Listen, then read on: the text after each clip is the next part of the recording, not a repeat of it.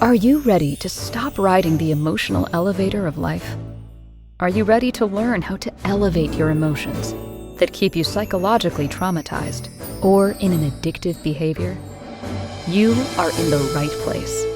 Here is your host, Sandy Bird, trauma, addiction, life, and spiritual coach of the Emotional Elevator Show. Well, welcome everyone. I have the privilege and honor tonight to be interviewing Dr. Sarah Wittry tonight on my show. Of course, I keep forgetting I am Sandy Bird. I am the host here of the Emotional Elevator. You are, of course, listening to me on Inspired Choices Network, but you probably are watching us on either Facebook or any other live platform out there. And if you are, like and subscribe. But this is going to be a very exciting conversation tonight. It's an expiring episode, and I'm just going to start diving in. Of course, Sarah is going to give out all of her tags and everything like that because I am the host, Sandy Bird. Of course, you can reach out to me at Sandy Bird with those two E's, BYRD coach at gmail.com. But tonight is not about me. This is about Sarah Wittry, Dr. Sarah Wittry. So let me just dive right on in this tonight. In this inspiring episode of the Emotional Elevator, we're joined by Dr. Sarah Wittry, a hospice and palliative medicine physician turned transform transformational coach for physician moms. Sarah shares her passion for helping women reconnect with their true selves by aligning their daily lives with their core values and desired emotional states. Together, we dive deep into why emotions are powerful guides for creating a fulfilling and intentional life and how understanding them could lead to greater clarity and purpose. Dr. Sarah Wittry offers practical strategies to help you identify your unique values, uncover what truly matters most, and design habits and routines that reflect your authentic self. We also explore how her work in hospice care has profoundly shaped her approach to life and the mission behind her coaching practice. If you've ever felt disconnected, overwhelmed, unsure of how to create a life that feels aligned and meaningful, this episode is a must listen. But let me tell you a little bit about who she is first. Probably should have started there. She, of course, as you've already heard, is a hospice and palliative care physician, a wife, and a mother of four. That alone is a lot. So, on top of that, she's helping other women. That's what's amazing. After navigating infertility, adoption, anxiety, and burnout as a physician mom, she's passionate about empowering other professional moms to reclaim their time, energy, and joy. Through her work with Vibrant Humans, Sarah helps women redefine what it means to be a good mom, a professional, set healthy boundaries, and prioritize their values as they live a more vibrant, balanced life. You can, of course, reach her at vibranthumansarahwitchery.com. Welcome, Dr. Sarah Wittry. Thank you so much, Sandy, for that kind introduction. I appreciate it, and I'm excited to be with you tonight. Okay, well, we are going to just dive into all of this. Tell us Yeah. about how, who you are, how you Mhm. got into all this, and how you just now want to help other women change their lives. Sure, sure. So, as most people, right, we have kind of long, winding stories that bring us to the place that we are now at in our lives. And I believe pretty wholeheartedly that, our journeys are ever evolving, right? And so I can kind of speak to the elements and the pieces of my journey that I feel like have brought me to where I currently am in my life in this season.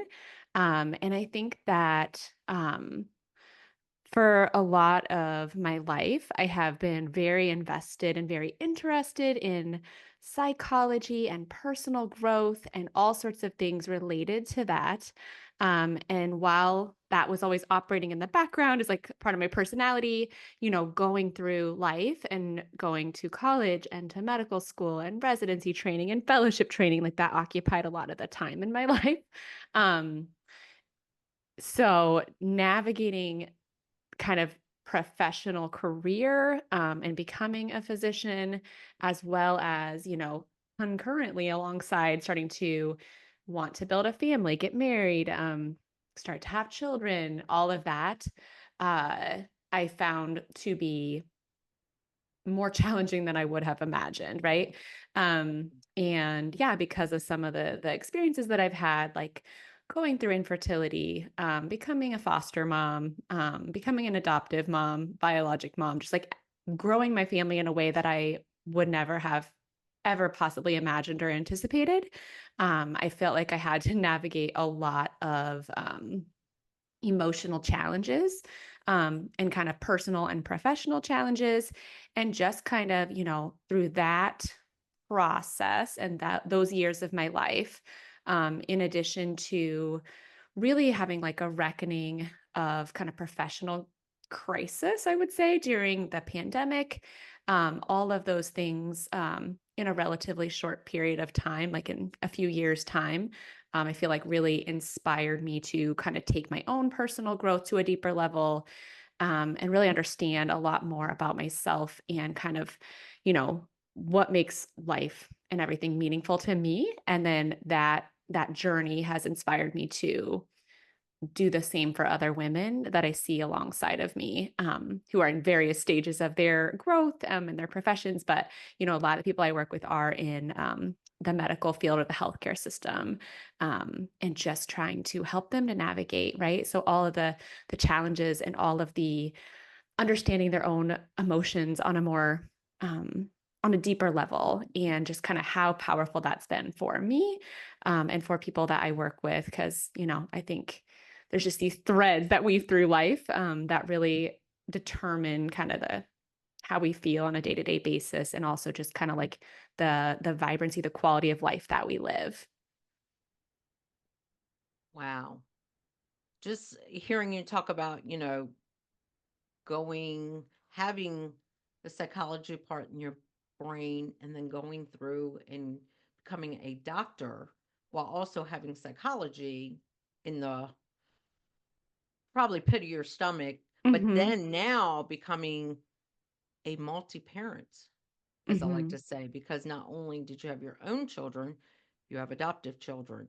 Mhm. And then life takes a turn for you, COVID. Mhm. And Mhm. all this came about when COVID hit, right? How how were you able to decide to make this your path through all that? Like Mhm. where did this like you went, you know what? I'm doing this for myself, but I want to help other people do this. Mhm. Mhm. Yeah, I think there were a lot of little like breadcrumbs that I saw along the way, right?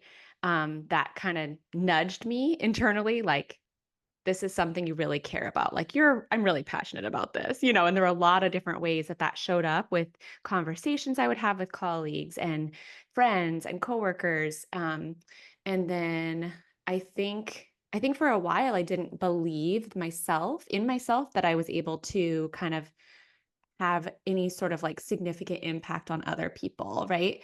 But the more that I shared my story, the more like vulnerable that I would be about some of my struggles, and the things that were helping me. I found that like deeply resonated with a lot of people that, hadn't been able to really speak about their experiences or their struggles. And the more I shared and was able to offer, pearls of wisdom or little advice, or even just like simple strategies that I was using, I found that like I got a lot of positive feedback, and people being, that thing you told me about, that thing we talked about was so helpful. Like, and then they'd want to know more, and so it's just kind of started out really organically like that. And then I remember being at, a really awesome conference. It was like a women's physician wellness conference. It was a couple of years ago. It was in Aruba, so it was a great location. Um, and it was all about, prioritizing wellness, in the medical profession for women. And it was was really inspiring, like a lot of amazing speakers and everything. And I think that I realized at that conference that, that stuff was all stuff I was so passionate about. And the transformations I was getting, right, and having in my personal life that translated into my professional life and just kind of my whole life.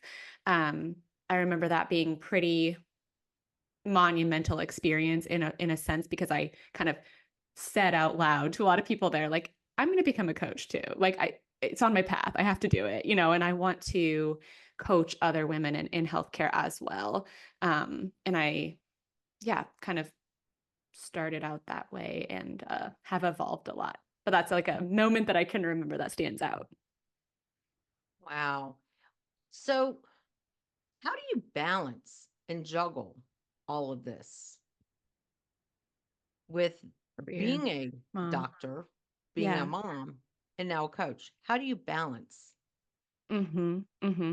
So I'd say it's definitely not a one and done thing. That's what's one thing I've learned is that like finding balance and finding a sense of harmony, I would say, between work, home life, personal life, right?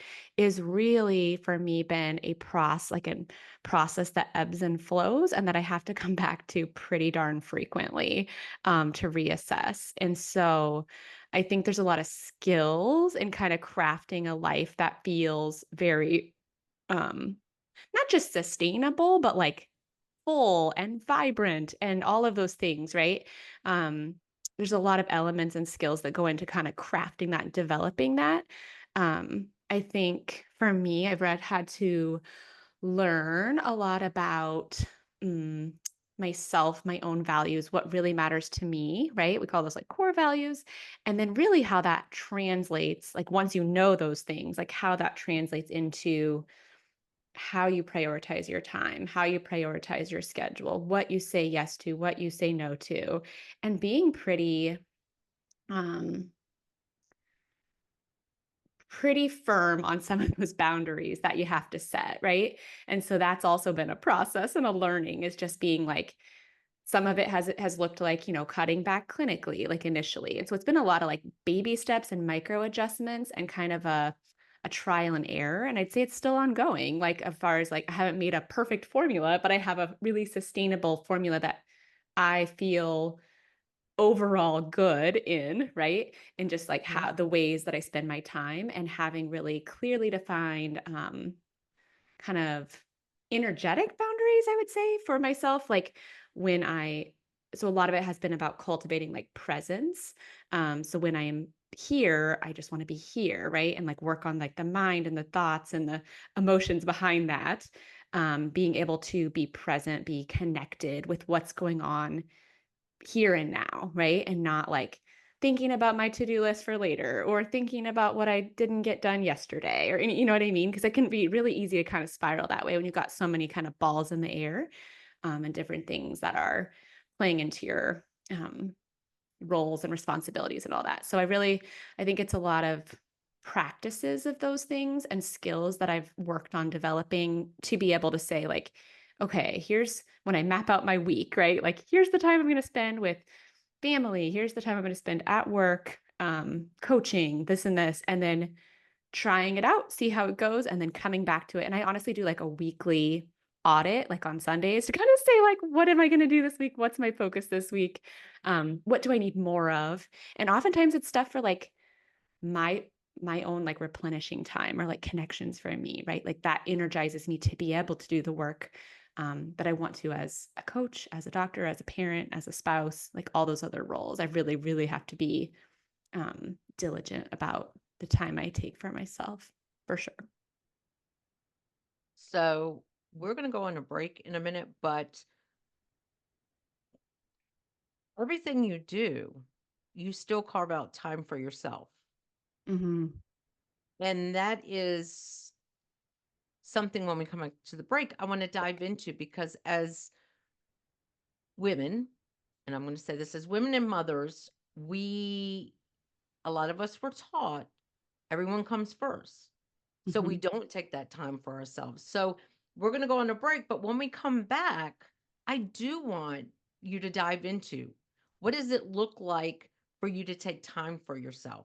And how do you take time for yourself considering everything that you have going on in your life? Because I think that also I know is what you teach other women Mhm. and how to carve that out.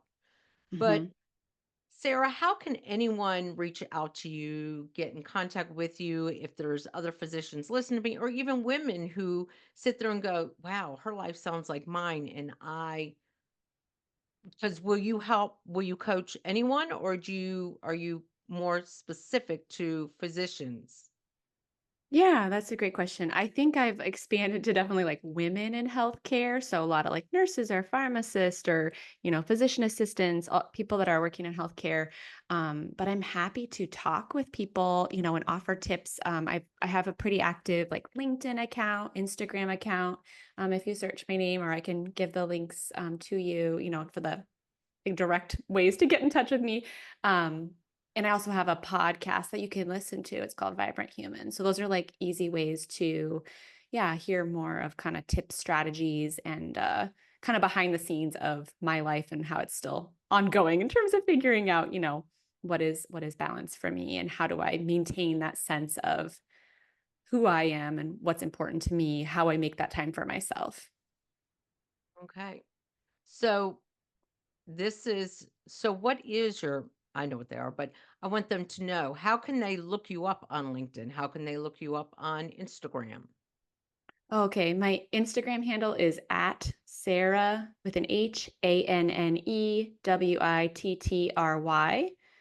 And then on LinkedIn, if you just search my name, Sarah Wittry, I should come up there. Those are, yeah, pretty the easiest ways I have. I also have a Facebook group that you can search. It's Vibrant Humans if you want to request to join that too. Okay. Well, we are going to go on that first break. Of course, you are listening to me, Sandy Bird, on the Emotional Elevator on Inspired Choices Network. And I have the amazing privilege tonight to interview Dr. Sarah Wittry. But we are going to go on that break. And when we come back, she's going to dive in how she takes time for herself with that busy schedule and how important it is for her to take time for herself. So let's get to that break. Are you living a life of psychological trauma or suffering from an addiction? Are you ready Can to they still learn see new us? techniques to elevate your emotions without sustaining or obtaining them from substances that are not good for your mind or body? Then continue to tune into Emotional Elevator with trauma, addiction, life, and spiritual coach, Sandy Bird, where you will learn techniques to elevate your emotions that don't require a magic pill, food, or impulsive behavior. Listen to Emotional Elevator with Sandy Bird, Wednesdays at 7 p.m. Eastern, 6 p.m. Central, 5 p.m. Mountain, 4 p.m. Pacific, on InspiredChoicesNetwork.com.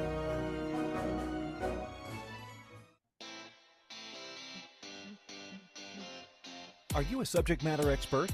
Are you here to share your expertise with an audience waiting to hear from you in only the way you can deliver? Are you ready to have your voice amplified across the airwaves?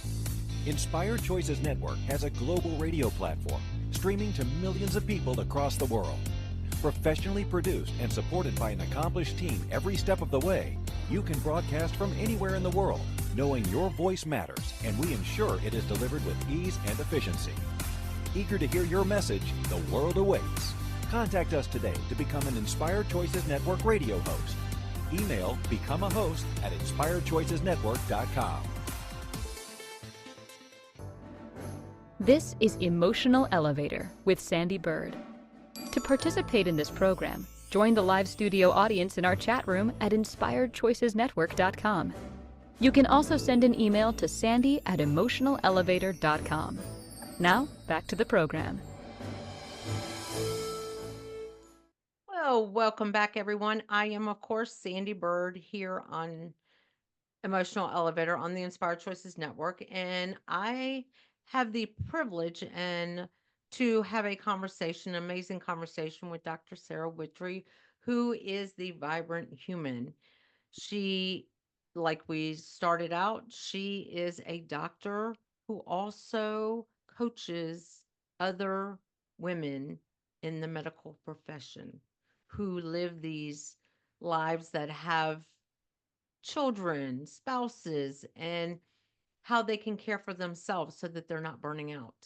So, before we went to the break, she talked about how she takes time for herself. And I want to dive into that because if you didn't listen to the first part, please go back and listen because I want you to hear all that she does. So I want to know because, as I stated before the break, as women, sometimes we are conditioned to put everyone in front of us.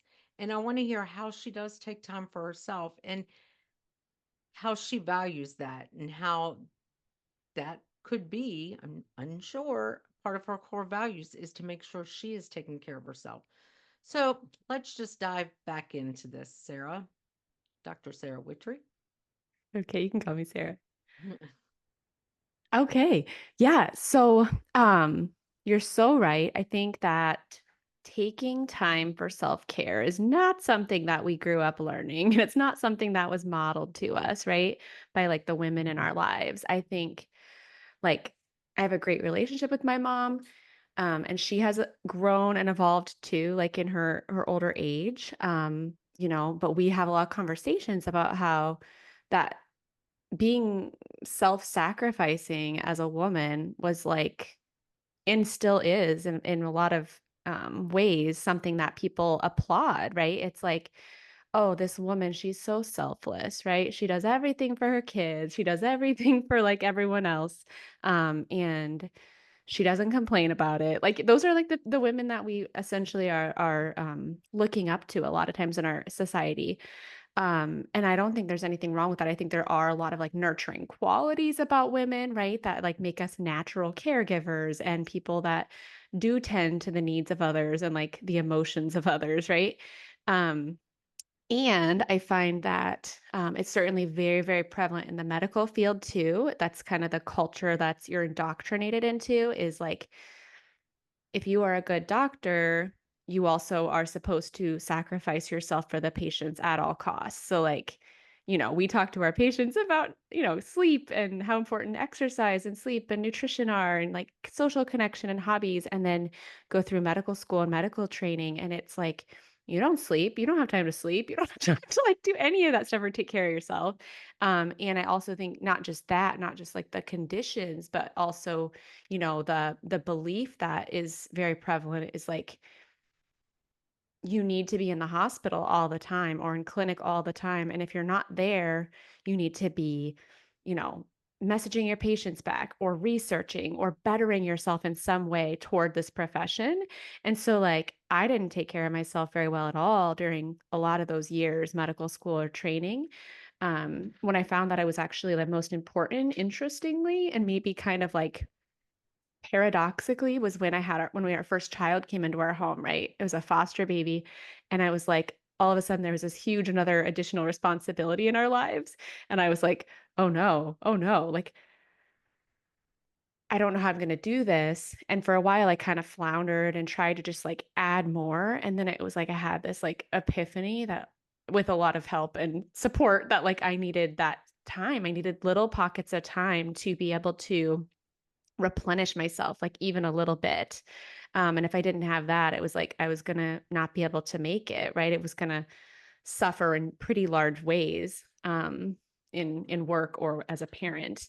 And so I think I did like start to learn that a little bit in early like in residency when I became a parent, and then it's just kind of evolved right as I've added more children, more things, more stuff like that are all really important to me and important aspects of my life. It's like become even more integral to be able to say like I'm pretty fiercely protective of my like personal time and the things that I need. I look at them more as like needs now, because I know myself pretty well, and I know that I am my best self when I have these things in place. And I know that I am more able to be present and more able to be connected to, my patients and my kids and my spouse and everything like that when I have those self-care practices like dialed in. And I'm not like in any way like a perfectionist about it or anything. And it definitely like what looks like self-care in one season may change in different seasons, right? Um, So it's not like set it and forget it. But it is super, super important. And I think that's what I coach all of my clients on as well, is just like it's non-negotiable to take care of yourself. And that can look a bazillion different ways. But it truly is to be able to live your best life is to, know yourself, know what you're passionate about, know even just the things that make you feel good, like make you feel more like yourself. And all of that can be framed and received as self-care. Wow. Now, there was something that you said that I always love saying this as well. And I always tell my clients is what is your non-negotiables? Mhm, And that is what, as soon as you said it, it was like the light goes on for me because I love mhm, hearing other women say there are non-negotiables because that is something as when we first started this part of this conversation is we didn't know about non-negotiables. mhm, Didn't know that there were such things as non-negotiables. Now, probably in your mom's day, like even my mom's day, that was probably in a boardroom. Well, it's mhm, non-negotiable, but not in our own life. And mhm, to hear you talk about non-negotiables when it comes to self-care, that's what I think women and men, I'm not just being exclusive to women, but I think we all need to have that at some part in our life where there are things that are non-negotiable and carving out time for ourselves. And like I said, not just women, because some men need to mhm, learn to carve out, mhm. time for themselves as well, Yeah. that it's non-negotiable um, to have that time because not having it for yourself does take away from all the Mhm, hats that you wear because you wear many hats. mhm, So, can you describe like what and I like you said, it changes through season because I know mine change and I'm going through a different season right now when it comes to what self-care is looking like for me. But what, because a lot of people don't understand what that self-care means. mhm, Some women say, oh, I go get a massage every month for an hour. mhm, To me, that can be part of your self-care, but that doesn't necessarily mean, oh, wow, you've achieved self-care for the day. mhm. What would a day or what is your self-care? What is something you do routine that you could share with our listeners? Yeah. Yeah. So I've had to be creative, right, in some of the ways that I do to care for myself because what I would like my ideal at times would be to have like an hour or 2 hours time or an afternoon or something. And sometimes I get that, but it's not like the norm. And so I've learned ways to still get what I need to replenish myself, right? And still in the midst of like a pretty full schedule and pretty busy days. So, some things for me that are like pretty consistent practices that I do are like, say in the morning, even if it's 5 minutes, I really like to do some kind of like check in with myself, kind of like where I'm at emotionally, how I'm feeling physically, where I have tension. I'll do a couple little stretches, right? I might write a couple lines in a journal of like what I'm thinking about, what's on my mind, how I'm feeling. And it truly is a lot of times like 5 or 10 minutes, but it's just like a morning check in to kind of set the tone of my day. It's also a good time to like reflect or kind of set an intention for the day. Um, kind of how I want like the qualities I want to embody or kind of what I want to focus on for the day. If I have a little time, the kids are maybe still sleeping, I will I also really love to read. So might just read like a chapter of a book that I'm enjoying, something like that I love doing and I love incorporating books where I can. And I'm like a dorky reader. I love reading. So I will like have something on my Kindle or have it in my work bag. And if I have like 10 minutes here or there, like I always will like have it to break out and read. And I get through a lot of books that way. Um, I also would say like during my workday, I try to get outside at least once. And instead of, I used to like, eat lunch at my desk and be doing my notes and typing and all that. And I've tried really, really hard to get some fresh air, eat away from a desk, and just use that time to kind of like, again, check in with myself, not do work while I'm eating. And sometimes that also involves like I grab a coworker and I'm like, let's go get some fresh air. And we just like, it's like a way for me to like socialize and get outside and, get away from work for a little bit. Um, and then I would say, if I have a little bit more time, things I love doing are again like yoga, going to yoga class, or just doing yoga, like a practice with myself at home. And then I think the other like huge things we don't often think of as self care, but really can be depending on our like intention behind it and also like, how mindful we're being of them are things like sleep is a form of self-care. So like prioritizing your sleep, saying again, kind of like, what is the minimum? That's what I do anyway. It's like I optimize. I'm like, what's the minimum amount of time that I need to sleep in order to feel pretty good? And I've like experimented to try to find like a sweet spot for myself. But it's like if I'm getting about 7 to 7.5 hours of sleep, I feel really good. So it's like knowing that and saying like prioritizing bedtime and um helping, just even the way that you nourish yourself with food and that you move your body. Like those are all things that you can care for yourself about. It just kind of depends on um what you need and what you enjoy. So if you love running, if you love weight classes, if you love Pilates class, if you love just dancing at home while you do the chores, like all of that stuff is self-care. I just think it involves you. It's more meaningful if you kind of know yourself and get to know yourself a little bit more and see like, how can I do the things I'm already doing and need to do and like make them ways that I can also care for myself in the process. Wow. And that's a good point that you make is it only has to be 5 to 10 minutes to Mm-hmm. set the tone for your day. Mm-hmm. That is one of the practices I also talk with my clients about is what can you do for 5 minutes that can just, if it's you wake up, bring yourself joy. If it's, getting in the shower, washing off negativity, you know, washing it off and then lathering up with positivity, like how do I want this day to be? Mm-hmm. And that is very important to hear you say it only takes 5 to 10 minutes because a lot of people think when they talk about meditate, oh, I can meditate up to a half an hour, or I, carve out these hours Mm-hmm. of my day for it. But then you brought up another key point, that's sleep. Sleep, and I'm there with you. My regimen is sleep. If Mm-hmm. I can get a good amount of sleep, that I think is the biggest self-care. Mm-hmm.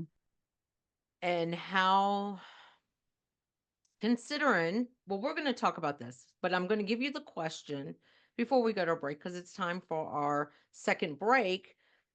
But as y'all know, I am Sandy Bird. I'm the host here on Emotional Elevator on Inspired Choices Network. I am the privilege of interviewing Dr. Sarah Wittry. She's the Vibrant Human is her podcast. You can reach out to her. The Vibrant Human, is it drsarahwitchery.com? Just Sarah Wittry. Vibrant Witchery, Humans, Sarah Wittry. witchery.com. Yep. On Instagram, Sarah Witchery, and you can look her up on LinkedIn. That's how we connected. But here's the question. And when we come back from this break, she's going to answer it. And did I really just lose the question I was going to ask? This is what Live TV is all about. Normally I would write it down. But my question is, and then we're going to go to the break. How do you shut down your brain, considering all you have going on, in order to get that sleep? But we're going to go on a break. I'm going to let her take these few moments to fester on that because that is one of the biggest challenges. And I have practices I use with my clients, but I would love to know what maybe you might teach your clients on how do you quiet all that noise in the brain to get that 7 to 7.5 hours sleep. But gotta hold you in suspense because we're gonna go on that break. And thank you for joining me tonight on Emotional Elevator. I am Sandy Bird, and you're listening to me or watching me on Inspired Choices Network. Are you living a life of psychological trauma or suffering from an addiction? Are you ready to learn new techniques to elevate your emotions without sustaining or obtaining them from substances that are not good for your mind or body? Then continue to tune into Emotional Elevator with trauma, addiction, life, and spiritual coach, Sandy Bird, where you will learn techniques to elevate your emotions that don't require a magic pill, food, or impulsive behavior. Listen to Emotional Elevator with Sandy Bird, Wednesdays at 7 p.m. Eastern, 6 p.m. Central, 5 p.m. Mountain, 4 p.m. Pacific, on InspiredChoicesNetwork.com.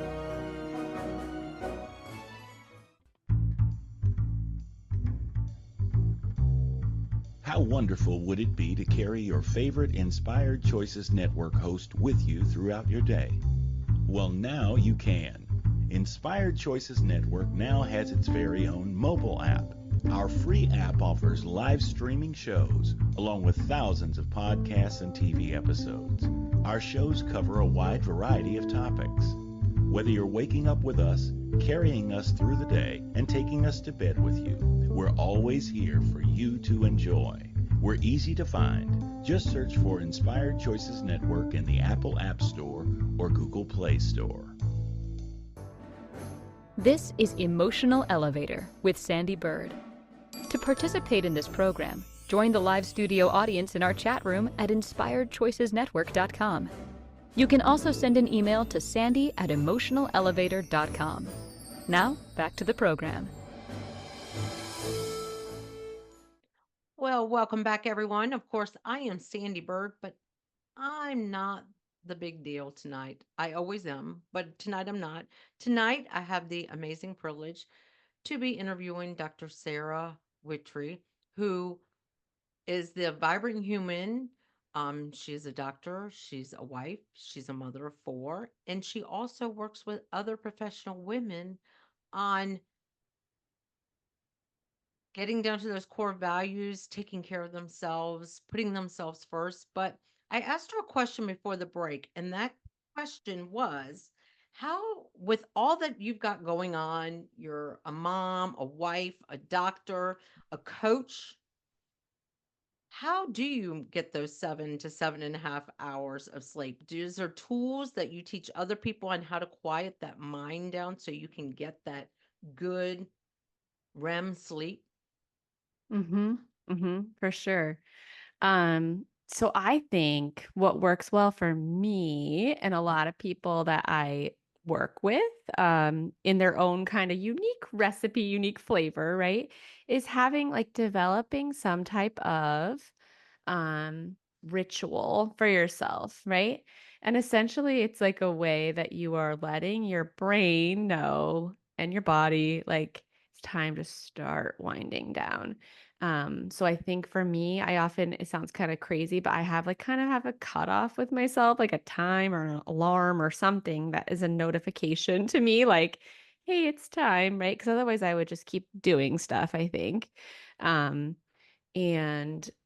yeah, it's something that I've definitely had to practice and learn, but it's like essentially the things that I like to do are something like, again, a way I think to tap into like the senses for me. So like I like lighting a candle or incense and just like that's a way to kind of like start that nightly kind of wind down. And then I like to do like a little bit of stretching. It helps me kind of get out some of like anxiety or tension or anything that I've been carrying. I'll just do a little yoga or a little stretching literally for like a couple minutes. Um, if I sometimes, if there's a lot going on in my mind or I'm like worried about the next day, I will like look ahead at the calendar or look like my biggest priorities or things I've got going on the next day, maybe jot a couple notes or reminders for myself, like just to get like the brain stuff out, right? Because otherwise it's just going to keep like rolling around in there, keeping you anxious. Um, and so I do that. And then the practice I probably do the most before bed is I like get into bed and have my like fiction book. So not anything that's going to make me like think more. So no like self-development books, anything like that at night, but really just something that's like lighthearted. I can read for even a few minutes or 15 minutes or whatever it is, whatever I have time for, right? I will read.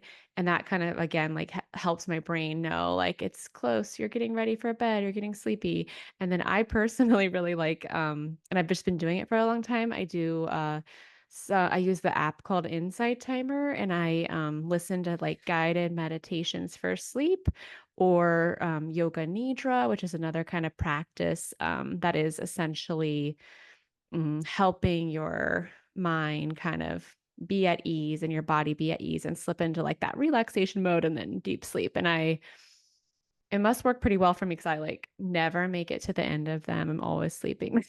It's over.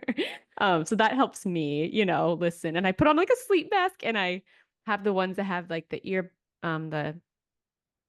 audio in the sleep mask. And so I listen and it's Ooh, really close and it's lovely. wow. So you have many tips, and that's good. And anyone who's listening, I can say I've mentioned those tips as well. And the biggest one that I do like that you said, and that I do practice besides all the other things, listening to meditation, not getting into a thriller show right before you go to bed and wonder why you can't get to sleep because you Right. just watched something thrilling. Um, but it's also checking in. What is it I need to write down for the next Mm-hmm. day? And I think that is an important tool moving forward because I know not just you, almost all of us women, we do have a lot going on. Mm-hmm. And some of us sit there and try to plan dinner for the week. Hello, I'm one of those people. Mm-hmm. And it starts ramping on you. Oh, I got to get this from the store tomorrow. I have also learned, and I used to do this by the bed, but I don't have to do it anymore, where I would have a piece of paper. And if I ever woke up during the night, Mm-hmm. I would write down, okay, what is it that's taking my mind? Okay, I can revisit this tomorrow. Now I can go back to sleep. Mm-hmm. And it's realizing that that time for yourself is so valuable that, okay, what is it I need to think about for tomorrow? Okay, let me look on my calendar. Let me put it out there. If I have to write it down, I got to write it down, but releasing it from kind of like your brain in that moment. And I love Mm-hmm. that you said that because that is one thing I learned many years ago, and it is a great practice. And then all these other tools, just to take that time to diffuse. A lot of people think you're supposed to just jump in bed and I'm going to go to sleep. For some people, that does work. But for a lot of busy professional mothers, we have so much going on that we're thinking about and appointments. And Mm-hmm. because we do like that control of things Mm-hmm. sometimes, to make sure Mm-hmm. the kids get to all their appointments, or, oh my gosh, they gotta, if they're play sports and all these things, it's realizing that sometimes just jumping into bed, you've got to take steps to kind of ground yourself and go to bed. But Mm-hmm. I'm so glad you kind of touched on that topic because that is a topic that I hear all the time that, and it's not just women. I know a lot of men that Absolutely. struggle with Yeah. sleeping. Yeah. So this is not just about women, but of course we are talking women, but it is all about figuring out ways to kind of quiet yourself down. And that is part of self care. Mm-hmm. Self care is sometimes quieting the mind so that you can intentionally focus on yourself. Mm-hmm. And Definitely. what everything you've talked about is definitely things to think about because when you are, and what connects me to you a lot too is what type of doctor you are, because I know that right there in and of itself has got to be both rewarding Mm-hmm. and challenging. Definitely. So tell tell me a little bit more about how you, even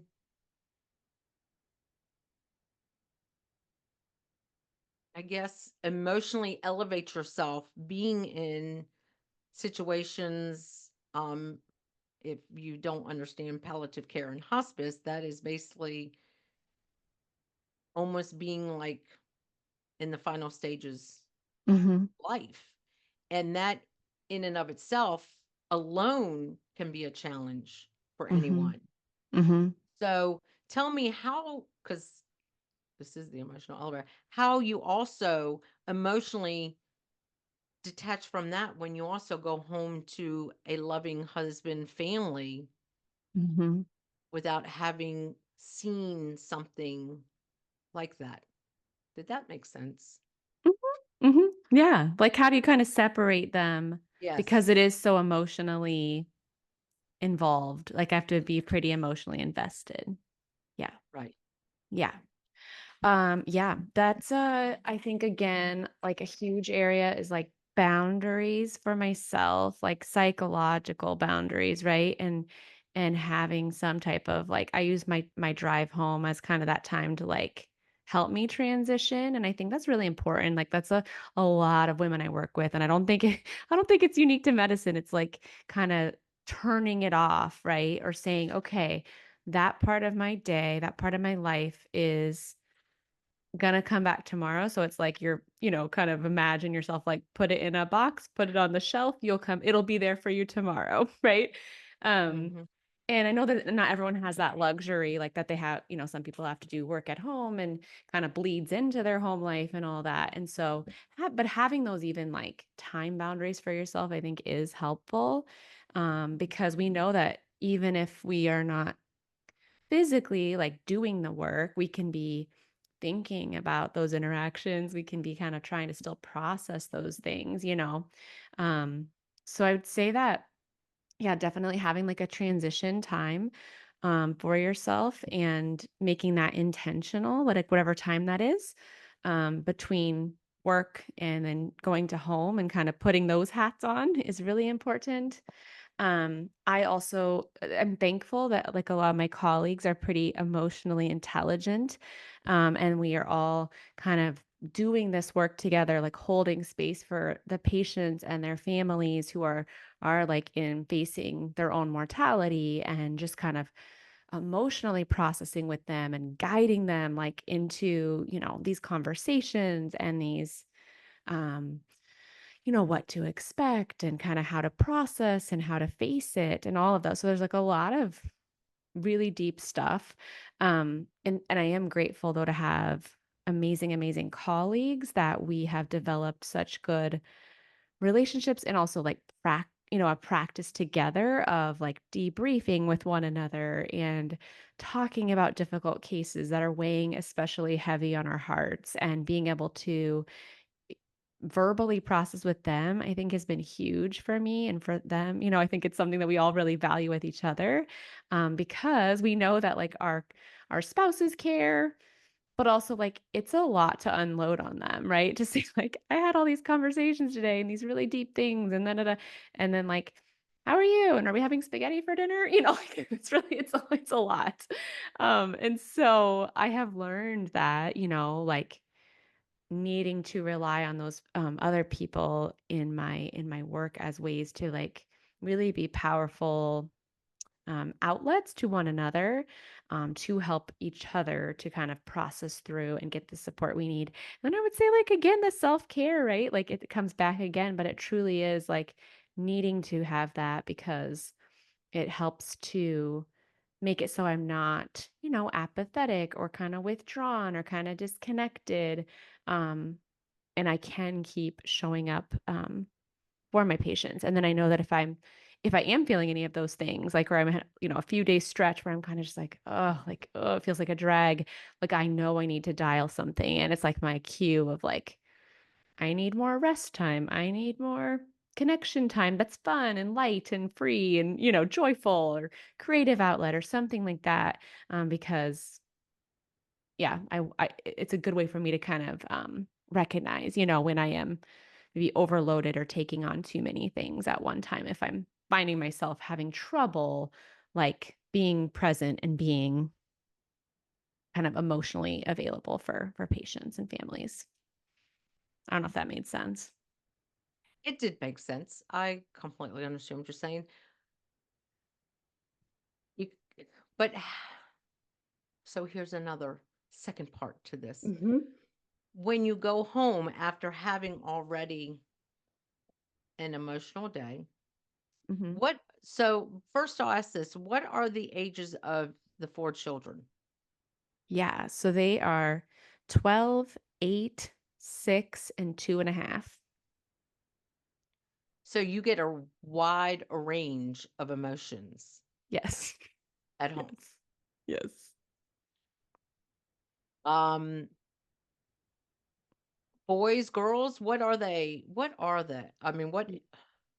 Yeah, like their genders. Our oldest is a girl, and then we have two boys in the middle, and the youngest is a girl as well. Okay. So you get the definitely that emotional elevator at home. Mm-hmm. And how do you regulate Mm-hmm. your emotions so that your emotions from the day stay the day and the emotions at home? Do you understand what I'm saying? Without them like intertwining Mm-hmm. and you breaking down. Mm-hmm. Mm-hmm. Is Mm-hmm. Yeah. I think it's a lot of it is learning, like staying connected to myself, staying in a relationship with myself. Um, and that I'll try to explain what I mean. It's basically like knowing what I'm feeling and experiencing and allowing myself to have that emotion. And if I need to process it, I need to like move it through my body, some practice or regulating way that I can help myself to return to like a place where I'm available for more connection is really key.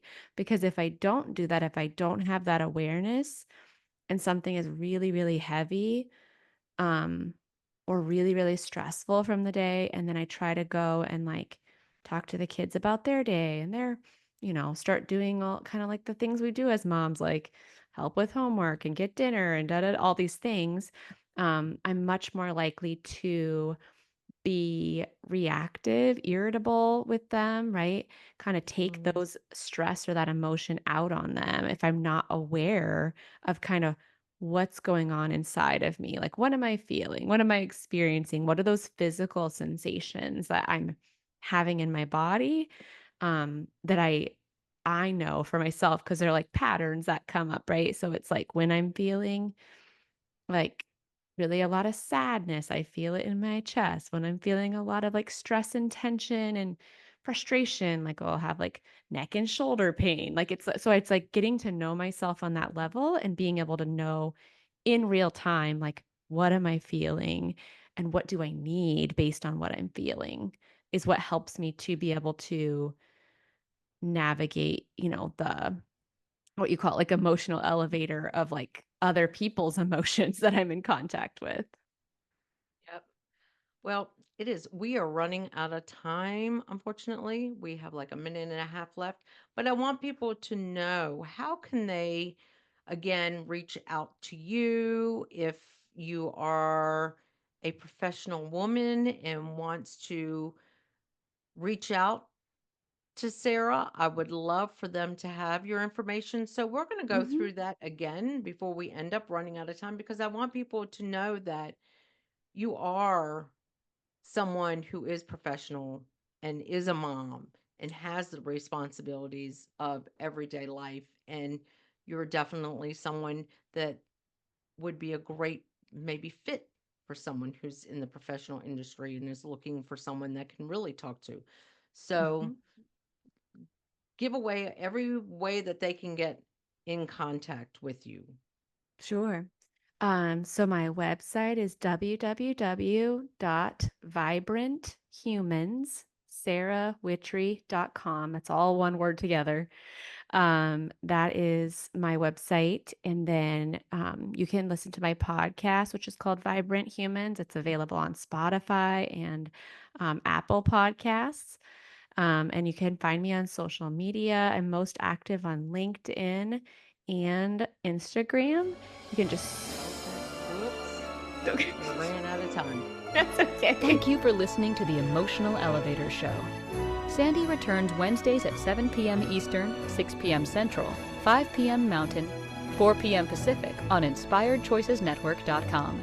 Until then, start elevating your emotions and stop riding the emotional elevator that is stopping you from living the life you deserve.